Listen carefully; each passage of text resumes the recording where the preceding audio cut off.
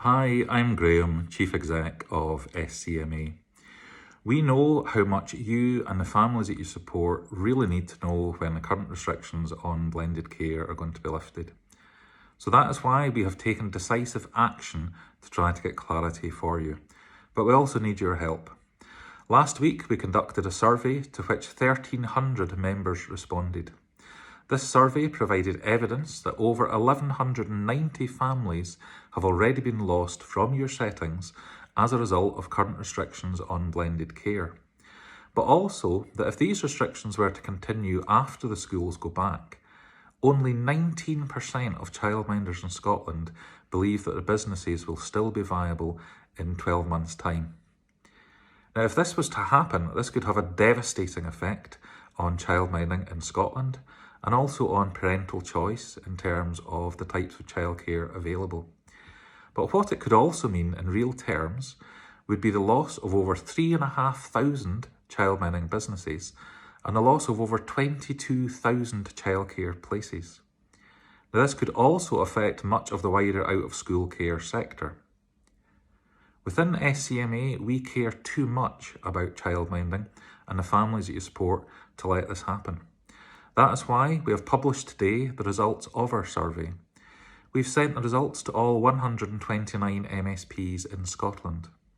We have also written directly to the Deputy First Minister, John Swinney, and to the Minister for Children and Young People, Marie Todd, to ask that the Scottish Government urgently clarifies in advance its intent to remove all restrictions on blended care before the schools go back if we continue to make progress in suppressing the virus.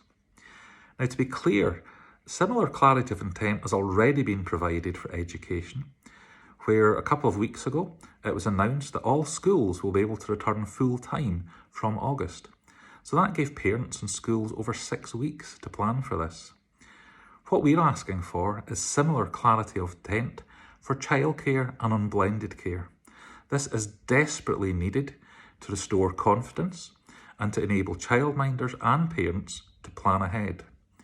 In the absence of this clarity, it's clear that childminders will continue to lose business by the day and that parents may be forced to source alternate forms of childcare. This would be disruptive for children. Now, while the results are stark, they do present an opportunity for the Scottish Government to make an informed policy decision to support childminders and parents. SCMA has worked and will continue to work closely and constructively with the Scottish Government and others to contribute to national recovery planning. But we have to be very honest, the situation is becoming more critical by the day. A number of you, as our members, have asked, is there anything you can do to help influence this? There is. If you're concerned about these restrictions and the future viability of your business, you can make a difference by making your voice heard. This will only take 10 minutes of your time. All that we ask is that you send an email to your local MSP, or even if you want, directly to John Swinney or to Marie Todd, or all three. The Scottish Government practices a very open style of government in which ministerial email addresses are in the public domain and in which contact is encouraged. So this is your opportunity to let the Scottish Government know how you feel and about the impact of the current restrictions on blended care, on your business and on the families you support. So please use it. SCMA has posted a short template on our website which you can use if you wish to. We've also sent out an email this morning to all members in Scotland with information about this.